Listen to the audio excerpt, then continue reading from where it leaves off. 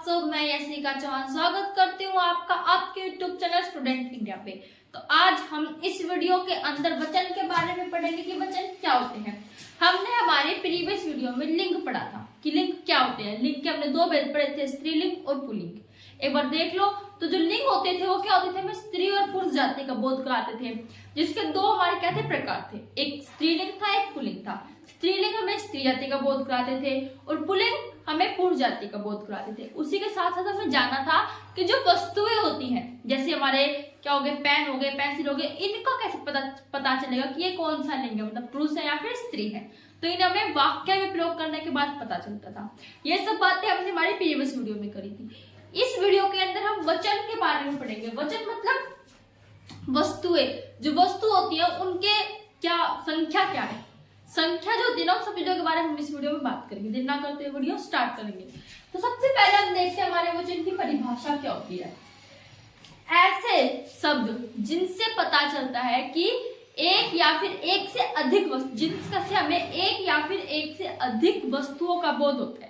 मतलब ऐसी संज्ञा शब्द जिनसे हमें एक या फिर एक से अधिक वस्तुओं का बोध हो, उन्हें हम वचन कहते हैं। अब एक या एक से अधिक, जैसे अभी क्या है हमारा पेन मान लो, इसे वास्तव मानकर ऐसे पेन मान लो, पेन ये अभी एक पेन है, तो इसका मतलब इसके हमें एक होने का बोध होता है। किससे? सिर्फ एक से। अगर आप इसे बोल दोगे पेन तो आप समझ जाओगे कि हाँ भाई यहाँ पे एक ही रखा है। वही आप बोल दोगे पेन नहीं, मतलब वहां बहुत सारे रखे हुए हैं। ऐसे कई वर्ड होते हैं जिसके कुछ थोड़ा सा में चेंजिंग करने से पता चल जाता है कि ये एक है या फिर दो है। जैसे कपड़ा, आप कपड़ा समझ रहे हो, एक ही कपड़ा है। आप बोल दोगे कपड़े, मतलब बहुत सारे कपड़े वहां पे रखे हुए हैं। पुस्तक, पुस्तक में आप क्या कर दोगे पुस्तकें। ये चीजों से पता चल रहा है वहां बहुत सारे हैं। अब जैसे कुछ वर्ड होते हैं जो कन्वर्ट नहीं होते, आपने बोल दिया लोग, इसका क्या करोगे, लोग नहीं। लोग का मतलब ये होता है कि वहां बहुत सारे हैं, ठीक है, तो वहां कोई चेंजिंग नहीं होगी। कुछ वर्ड होते हैं जो कभी चेंज ही नहीं होते हैं, और कुछ ऐसे वर्ड होते हैं जो हमेशा लिंग में मतलब कि एक में ही रहते हैं और बहुवचन में ही रहते हैं। देखते हैं उन वर्डों को। सबसे पहले वचन के भेद होते हैं हमारा, एक तो होता है एक वचन, एक होता है बहुवचन। जैसे वहां पे स्त्रीलिंग और पुल्लिंग था, स्त्री जाति का बोध कराए उसे स्त्रीलिंग कहते थे, और जो पुरुष जाति का बोध कराए उसे पुल्लिंग कहते थे। वही बात यहाँ पे जो एक वस्तु का बोध कराए उसे एक वचन कहते हैं। इसे समझ में आ रहा है, एक मतलब एक वस्तु का। बहुवचन जो एक से अधिक मतलब बहुत सारी वस्तुओं का बोध कराए उन्हें बहुवचन कहते हैं। जिन शब्दों से हमें एक से अधिक वस्तुओं का बोध होता है उन्हें हम क्या कहते हैं, बहुवचन कहते हैं। बहु मतलब बहुत सारी, बहु बहुत सारी। एक का तो आप सब जानते हो, एक मतलब एक, और बहु मतलब बहुत सारी, ठीक है। यहाँ पे बहु का मतलब बहुत सारी है। तो ऐसे शब्द जो बहुत सारी या फिर एक से अधिक वस्तुओं का बोध कराए उन्हें हम क्या कहते हैं, बहुवचन कहते हैं। अब जैसे ये हमारे पास लड़का है, अगर आप बोलो वहां लड़का खड़ा है, तो इससे क्या पता चल रहा है कि भाई हाँ वहां एक ही लड़का खड़ा है। और आप बोलो वहां लड़के खड़े हैं, मतलब वहां एक नहीं एक से ज्यादा लड़के हैं, ठीक है।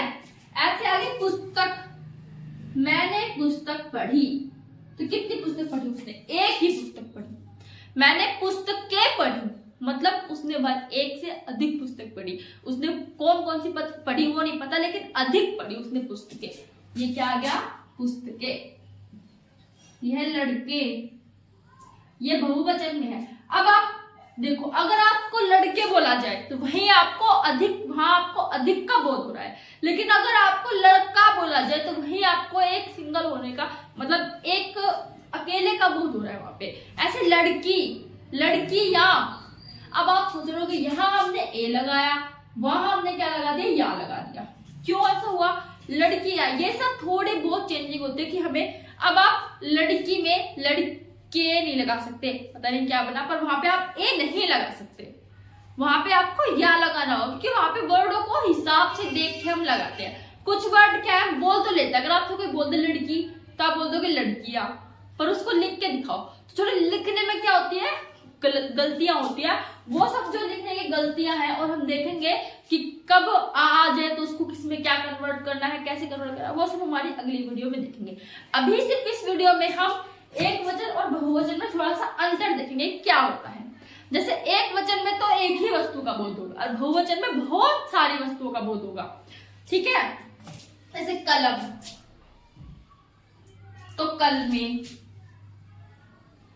स्त्री स्त्रियां, नदी नदियां, लड़की लड़कियां, मैंने बताया अभी आपको। यहां हर जगह लगा है यहाँ ए लगने से क्या हुआ है, हमारा चेंज हुआ है। ये कैसे हुआ है सब अगले वीडियो में जानेंगे। ठीक है, कि किसको हमने कैसे किस में कन्वर्ट किया है। अब आप देखो यहाँ पे स्त्री ऐसे लिखा हुआ है, मतलब ई की मात्रा किस पे है, त्रय पे है, लेकिन यहाँ पे ही ई की मात्रा हमारी आगे आ जाती है। क्यों? ये जब हम उसको लिखते हैं, अब अगर आपसे कोई कहेगा कि भाई स्त्री का बहुवचन लिखो, आप बता तो देंगे कि स्त्रियां होता है, लेकिन अगर वो आपको लिखने का कहेगा तो कई बच्चे लिख के आएंगे ऐसे,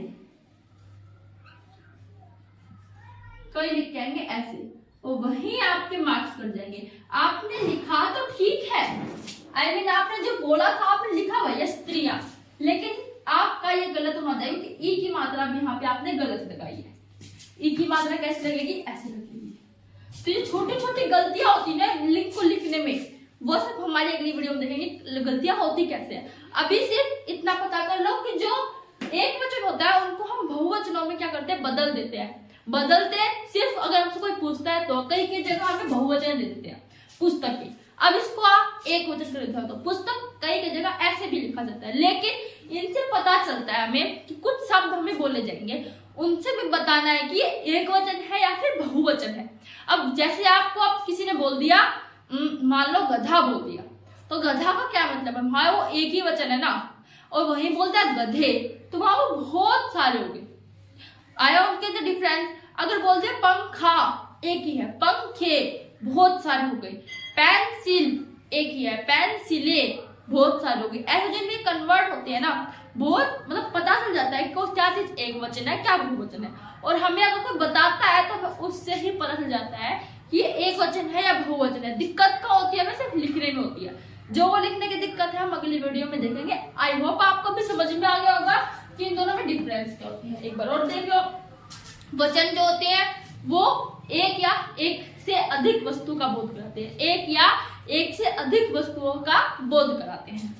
एक वचन में एक ही वस्तु का बोध होता है, बहुवचन में बहुत सारी वस्तु मतलब एक से अधिक वस्तुओं का बोध होता है।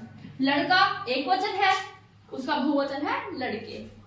पुस्तक पुस्तकें, कलम कलमें, स्त्री स्त्रियां, नदी नदियां, गधा गधे, लड़की लड़कियां, पंखे पंखा पंखे।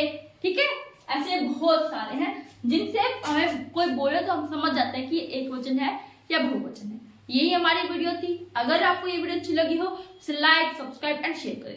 कोई डाउट हो तो कमेंट सेक्शन में बताएं। Thanks for watching my video.